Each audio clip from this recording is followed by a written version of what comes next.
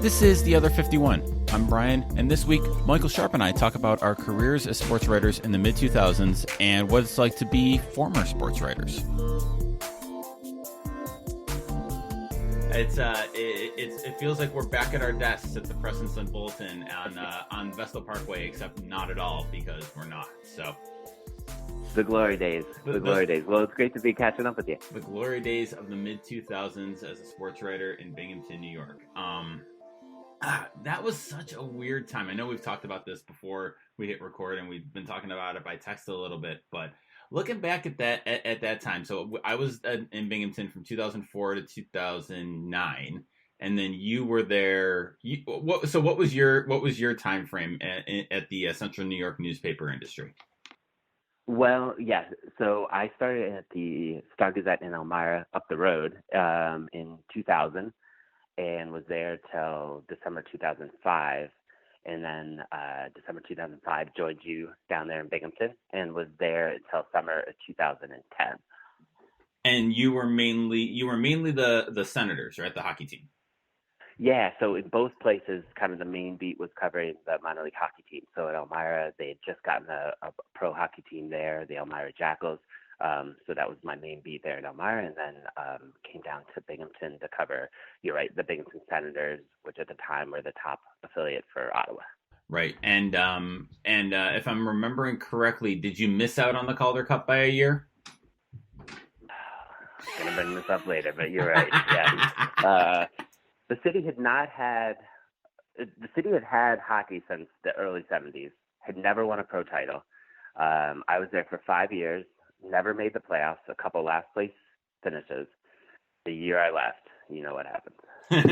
They go on this. So I was just actually just telling somebody about this the other day, randomly and unrelated to our impending conversation. But I'm trying to remember, and you were following at a distance. Were they like set up to be good that year? And like in my memory, it was kind of like a weirdly improbable run that they had in the playoffs that year. But I could be wrong. Do you remember that? They definitely, and it's a little foggy here too, but they definitely had some great comebacks. I believe some great elimination game type runs. But you're right, it was a heck of a run, and it was one of those where it just kind of, the momentum and the pieces kind of build throughout the year. I think going in, the previous 5 years had been, there was really no expectation of like, oh, this is going to be the year that we not only turn around, but we go on to win a championship. But it really kind of built throughout the year and then caught fire when it counted. So so we'll just rip the Band-Aid off right now. What was that like for you? Because, when you cover a team, you know this as well as I do, when you cover a team, you don't necessarily root for them, but you get like very attached to them because that's your life basically.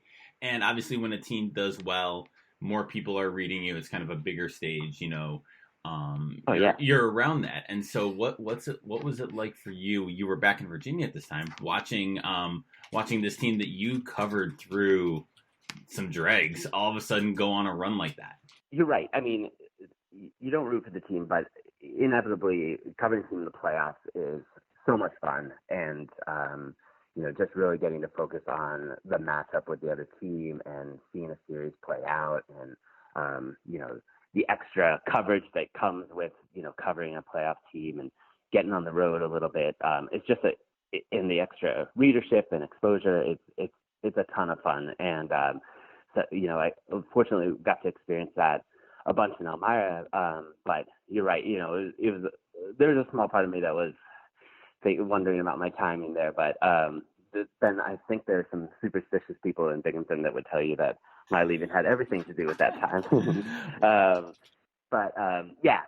was, it for sure was following along, and still, had friends who were, affiliated with the front office and there were still players there that I had covered. So, just for all the fans that read and were so great to me for 5 years there, was super happy for everyone that they got to experience that.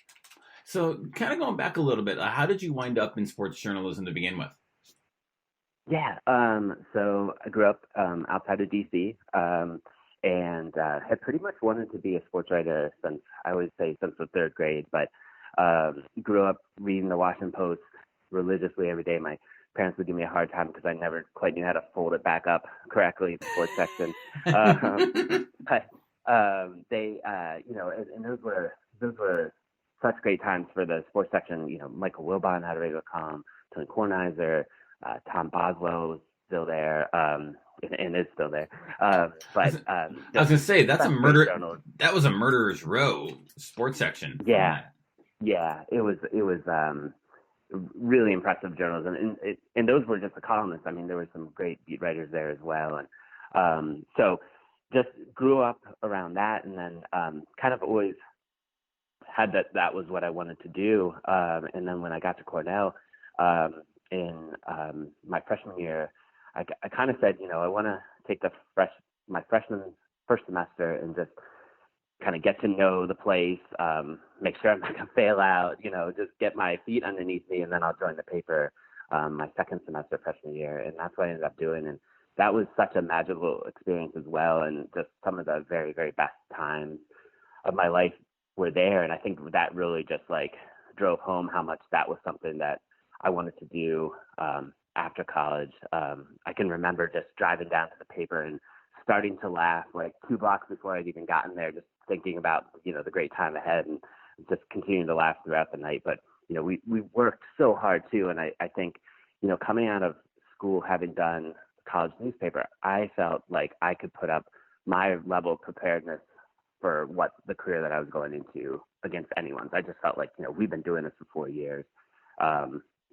We're ready to go. So I had taken an internship in Elmira the summer before my senior year of college. Elmira was just down the road from Cornell and just up the road from where my grandfather was living at the time. And they had said, let's stay in touch where we think we're getting this pro hockey team. And so sure enough, that came to fruition, and was fortunate enough to be able to come back and then cover that team. So I want to get to the what the profession was like at that time, because it's a really interesting time to me. But I've had a lot of journalists on here. We've talked a lot about college newspapers, and just from your perspective, it was a great story about laughing as you get there because you know what's coming. What is it about a college newsroom and a college newspaper you think that is so magical and is so just not just influential, because it's, obviously important in terms of getting experience and clips and, all that stuff. But what is it about that college newsroom that's just so special and so unique, do you think? It's a great question. I think it's a mixture of, everybody is kind of learning on the fly there. So, I'm really leaning on my upperclassmen sports editors. I think for me, it gave me a niche there at Cornell. It was kind of finding my way there freshman year, maybe a little bit homesick. And then I come here where everyone has this shared interest and everybody's working towards the same goal night after night. I think there's a camaraderie. Someone had, I just think, when you go through that night after night, you put out big sports, preview sections together, and it builds a camaraderie with the people in your department.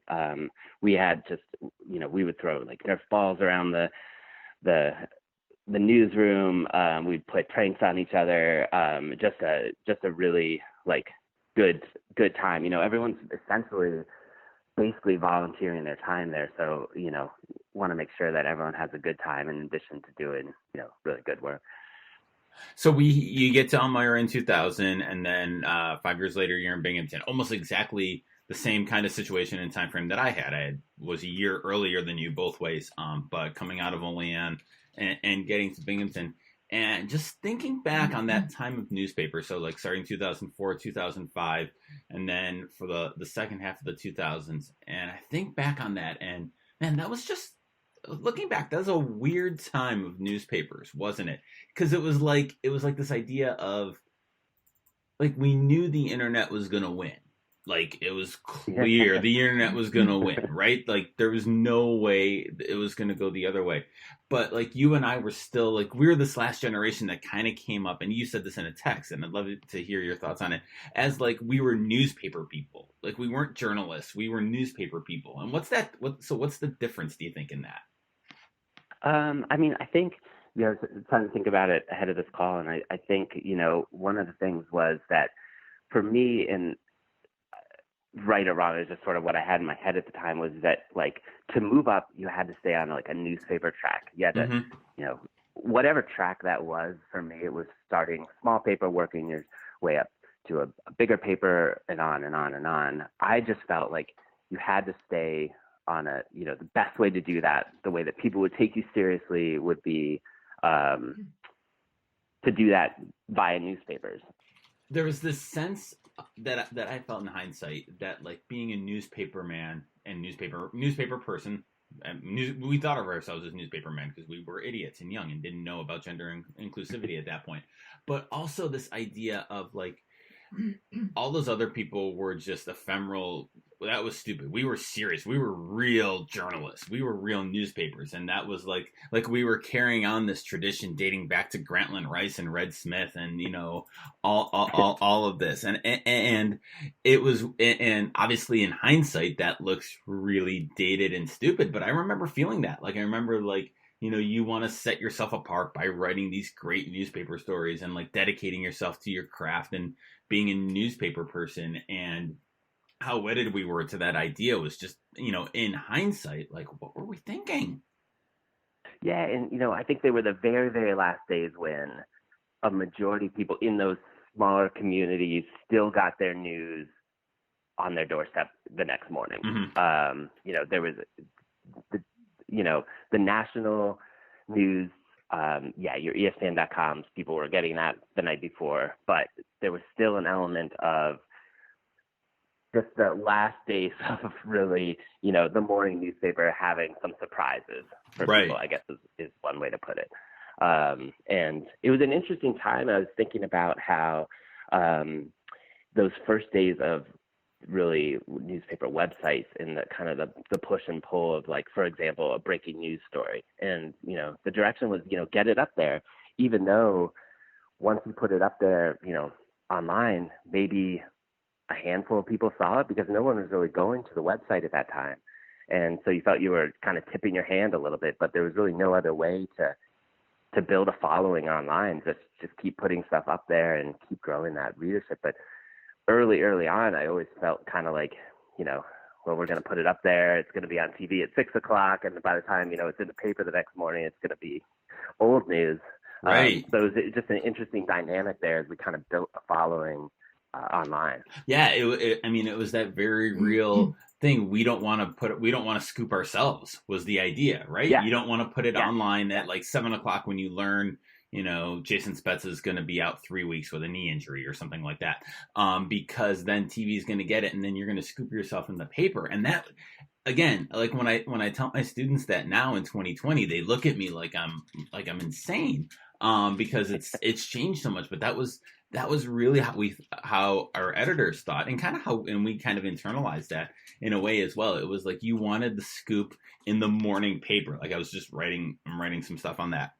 And like that was the holy grail, right? Like you get the scoop that TV's got to chase the next day, or they've got to use your report on it. And that was just what you wanted. And it's so weird just to think about it and look back in like 2006 and being like, that is so dated, because we knew the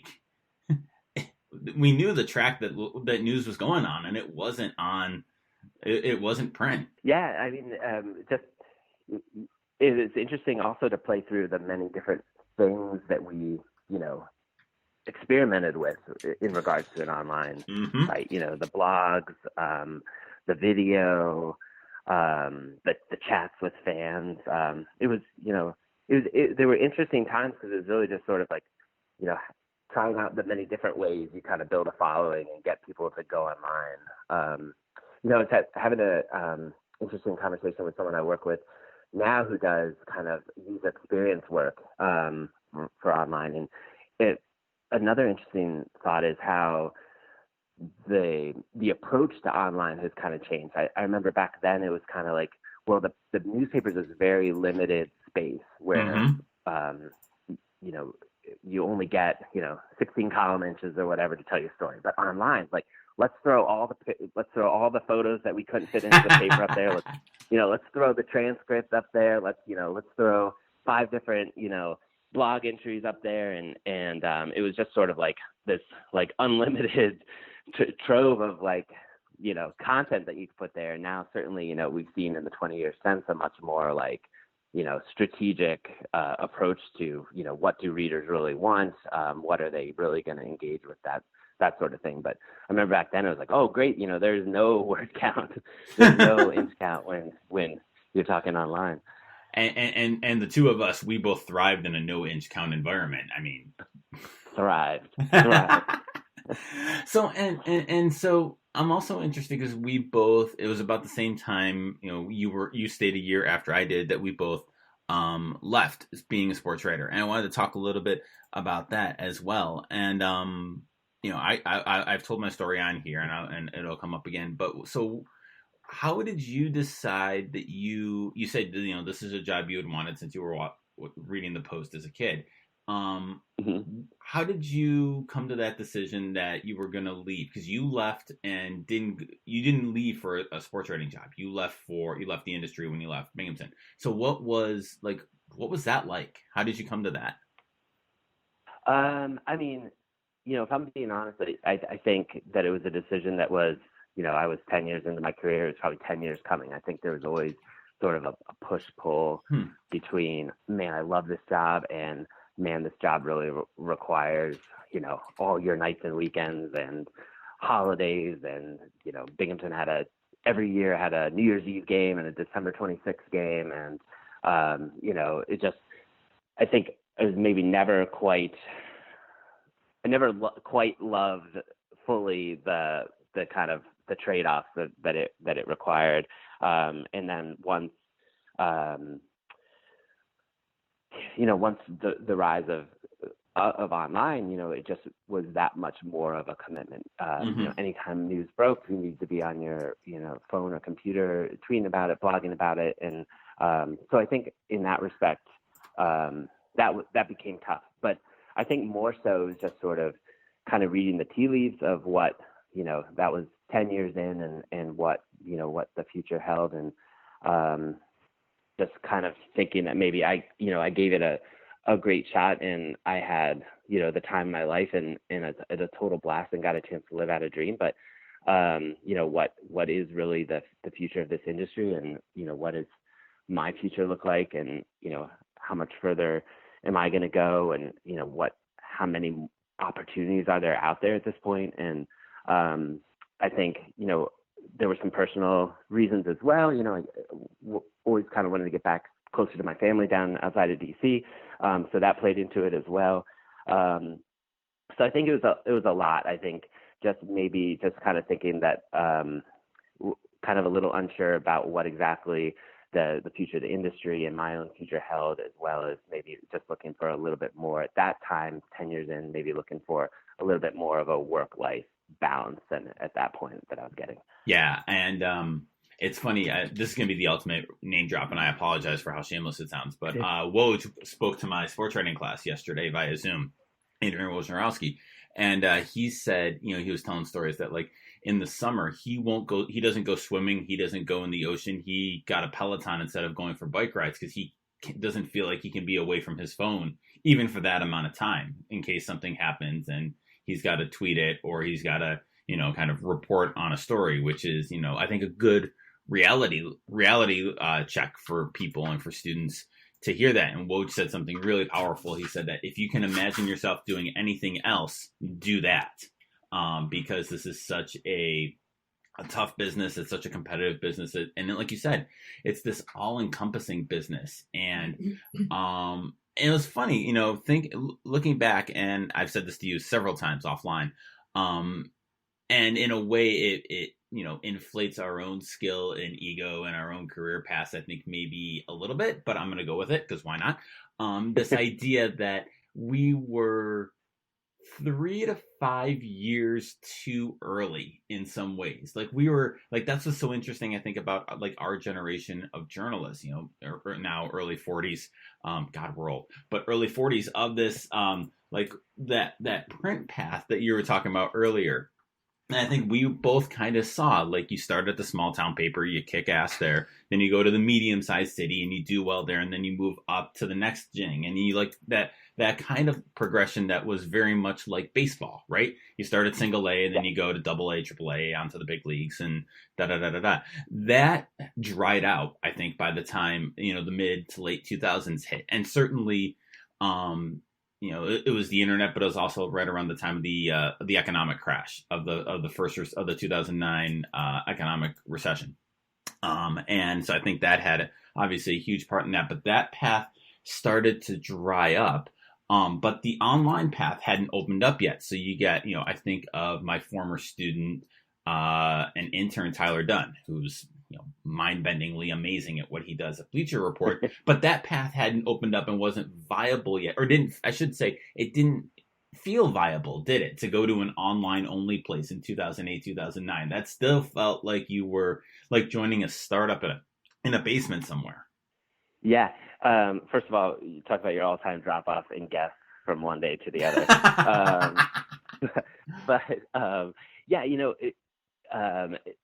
I've thought, over the years here and there, what kind of doing a postmortem, what would I have done differently,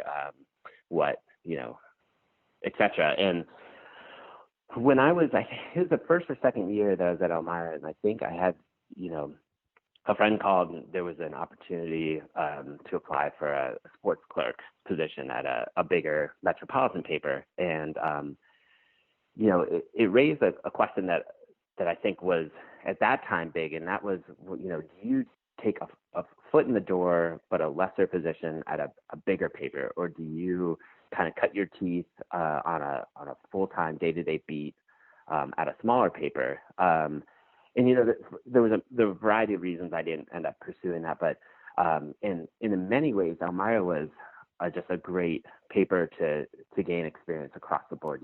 Page design, covering a pro beat. Got a chance to do news stories for the front page, photos, had a features column. So, I mean, it was just a great learning experience, a great paper to learn at and just gain a variety of experience. But, I have thought, had I known that the bottom was going to drop out on the industry, would it have been smarter to just get your foot in the door of another paper? Because, like you said, maybe some of those opportunities to move up paper to paper to paper would dry up. So that's just something I thought about as well. Yeah, I remember my version of that is after my first year covering BU, the Siena beat at the Albany Times-Union opened up, and I knew the sports columnist there, and was thinking, should I apply to that? Siena at Albany, that's a huge beat, and there ended up being a couple of big stories that came out of that after I didn't apply for it. And part of it was I didn't want to move again. I just feeling comfortable on this beat. But then that work-life balance, like I had just started dating one of our copy editors who's now sitting across from me as my wife. She says hi, by the way. So it is that work-life balance that always looking back at hindsight on it is, you can kind of put the pieces together on it. But yeah, I remember, I think it was it Jane McManus in a piece about the Athletic said that there's like this 10-year shelf life on sports writers, on a sports writing career. And that's now, given that. But I do feel like there is something to that, right? Like, you go really hard at it, and, it is all encompassing. Like, it is nights and weekends, and every night, every weekend night, and all this time. And, it can burn you out on it a lot because it's every day, especially if you're writing hockey or you're writing baseball, a sport like that, where it's constant stuff. And it is a hard gig. And it was a hard gig then when we were, balancing print and online and trying to figure out, I don't know. I just, when I look back at that time of newspapers, it's such this weird little interstitial time of change in the industry that I think that people of our generation, including my wife was a copy editor and a bunch of people who've left the industry, I think it's really interesting to think about why we left. And kind of getting to that point, what was it like for you when you first left? Like that, you pulled the trigger and you went to the Humane Society. Am I remembering your career path right? Yeah, exactly. Yep. Okay. I went to the Humane Society of the United States. And, I've said this before. I think that was the perfect first step out of journalism for a couple of reasons. One was that, I had kind of a variety of duties there, but I took a position in the publications department there. And so half of my job was writing for this bi-monthly magazine where we really covered the organization's work and, took a very much journalistic approach to, reporting on, the facts of issues related to animals, as well as the organization's work. So got to do some really cool stories there. And just, that we had such impressive designers there as well, page designers, and so got to put together, package together some really cool stories. I remember one time went out to Southern California and spent 3 days kind of behind the scenes at a wildlife rehabilitation center. And my first day there, someone called and said, we have 2 bobcat kittens in our backyard that are drinking out of our swimming pool. Can you guys come get them? So kind of ended up, the story just magically was able to follow kind of the path of these bobcat kittens as they're kind of brought in and rehabilitated. But so many fascinating stories that way. There was another time that we went down to Florida to cover gopher tortoises, and the issue was that housing developments were building the new homes on top of these burrows and kind of essentially trapping the tortoises in there. So there was a group that would go in to these development sites ahead of time and use like a backhoe to get these tortoises out of the ground. And then, I followed them across the state as they kind of delivered these tortoises to like a wildlife refuge. So just, some really cool stories and some neat kind of reporting got to do that way. But the other side of the business got to learn a little bit about kind of the approach of, an in-house marketing communications, what goes into, the website and what goes into developing materials to kind of market and tell the story of an organization's work. So that was kind of a neat kind of balance of still kind of getting that journalism fix and putting those skills to use, but learning some kind of new skills in the marketing field. And realizing too, and I've realized this so much in my racket, that you can still write, but not have to be for a newspaper. Like that sounds so basic, but it was such this like, I get to write and I don't have to write for a newspaper to write. This is great. Yeah, I mean, I think that was something that was, my eyes really were open to once I left, and that is just the world of opportunities out there that you can write and have creative outlets and creative challenges, and it doesn't have to be covering a hockey team or what have you. There's a lot of really cool opportunities, and maybe, it's not, some of them aren't quite as cool as getting to cover, playoff game or what have you, but there's some really neat opportunities and some fun stories to tell and neat interviews to conduct and that sort of thing. So I think that was something that, maybe looking back, I didn't really realize until I had left, just the world of opportunity that there is out there to, to write and tell stories and kind of make a career out of that. Do you miss it at all? It's funny. Sometimes there will be, a big event in town or what have you, and I'll get a little itch, like what's going on? How would I tell the story? I think the other thing, and this probably doesn't even happen anymore, but that feeling when you wake up the next morning and know you have, like, this is really dating myself, a killer story in the print newspaper was always such a thrill and such a great day. I remember when I was in college, the sports was on the back page, and when you had a column, your picture was on there, and so just walking around the kind of the cafeteria the day your column came out and seeing your face splashed all across all the lunchrooms and stuff, the lunch tables, that was always such a kind of a thrill as well.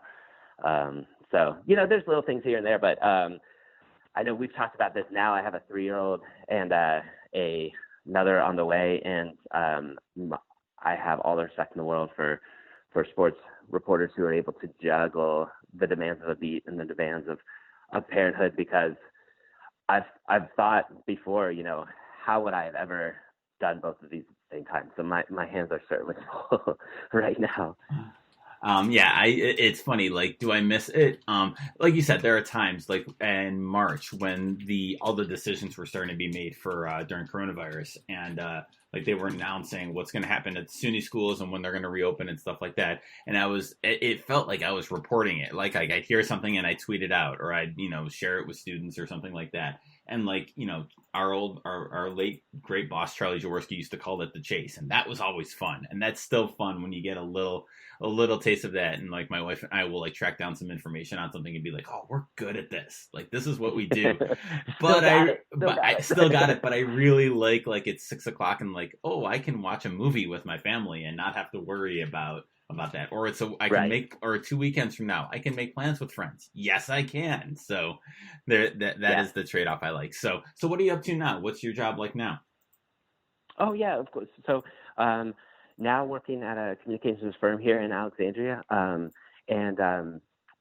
it's every day is a little bit different because we have many different clients across government, associations, nonprofits.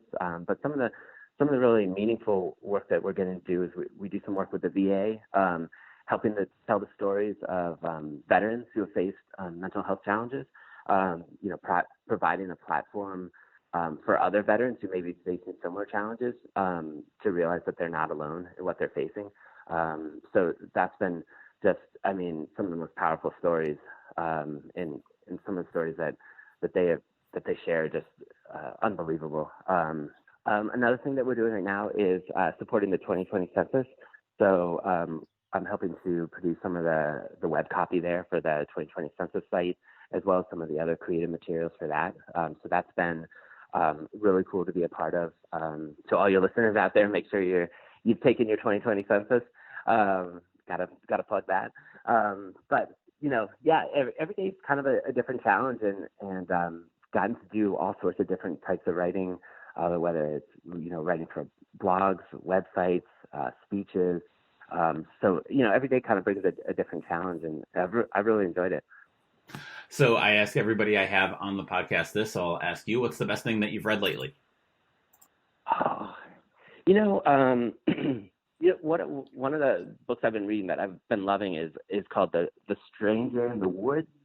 I believe it's a story of a hermit in Maine who lived kind of undetected for years and years and years near kind of a lake in cabins there in Maine, and every so often would break into cabins and take little supplies. Became the story of legends up there, and was really not living that far away from home, but just the way he was able to live undetected for years and years and years before he was eventually caught is just a fascinating story. Awesome. I can recommend, I think you'll like this too. The book is called Working by Robert Caro. He's the guy who wrote The Power Broker, the enormous book on Robert Moses, and like the 5-volume biography of Lyndon Johnson. And it's kind of like how it's like interviews about how he reported it. So he's like how he researched it, how he kind of some like behind the scenes stories. It's kind of like a director's commentary on his books, and you don't need to have read his books to get it. But there's some great writing advice, some great interviewing advice, and just fascinating to kind of get a peek behind one of how he does his job and how he does that. It's very well written. It's a very quick read too. So cool.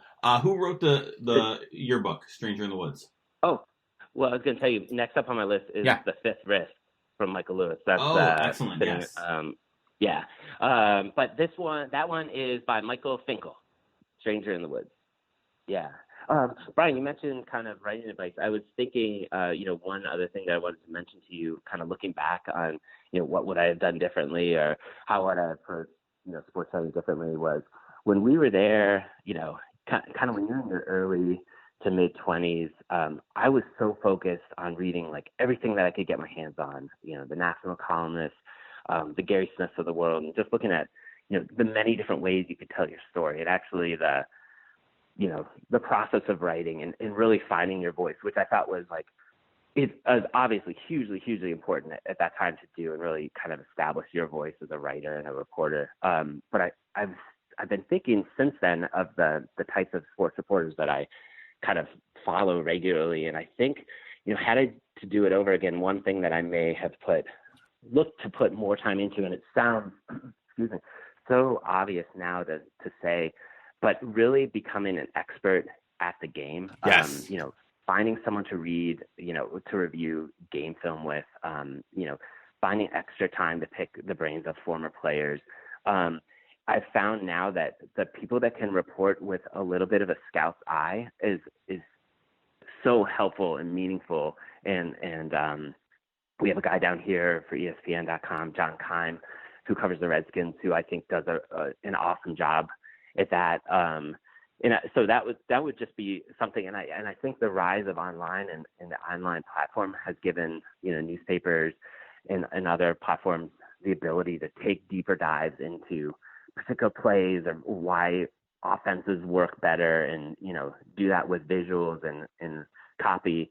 But that may have been something that I would have done slightly differently, is just work in a little bit maybe of that, breaking down game film and that expertise, I think, is something that is kind of late to journalism, because I think we always have that, like, we're detached, we're objective point of view, and we're like generalists. And I think that you're right, going online, like, there's a call for, we should be experts in whatever we're covering. And that doesn't, whether that's watching game film or just being super knowledgeable of the bureaucratic workings of it. But I think that you're right. I think that expertise is something that we have, and we should, and I'm still speaking we as journalists, 11 years out, right? But I think that that's something that journalists still, instead of hiding, should kind of highlight about their work. Yeah, 100%. Just thinking last night as I was kind of getting ready for the call here, I was thinking about some of the highlights over the years, and certainly one that will always stand out is the trip we took to cover the NCAA first round game between Binghamton and Duke there. That was great. I remember an incredible experience. Yeah. I remember the Butler band playing out in front of our hotel super early that morning. Not super early. It was like 9, but that's sports writer early. But they were playing out in front of our hotel, and I remember sitting, we had like our seats, not for the game, but like the seats that we had, or when we weren't covering it, like you had like seats behind the scorers table, just so like people who were covering had a place to sit. And I remember sitting behind the Butler bench and being really impressed with their coach, and it was Brad Stevens. It was like in his second or it was early on in Butler. It was before they made their big push, and obviously before Stevens became a national figure. But I just remember being really, really impressed by him.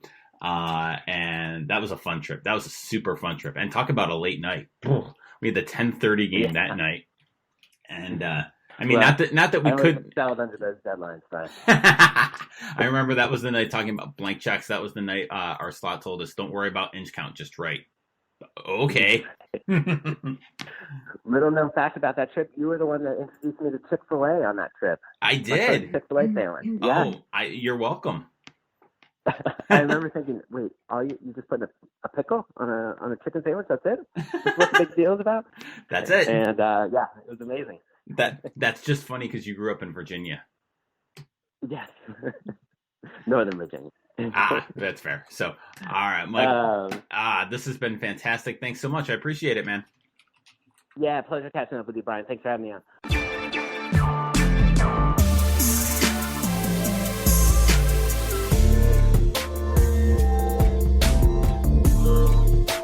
As always, thanks for listening to The Other 51. You can find show notes for this episode and all our episodes at sportsmediaguy.com on the Other 51 tab.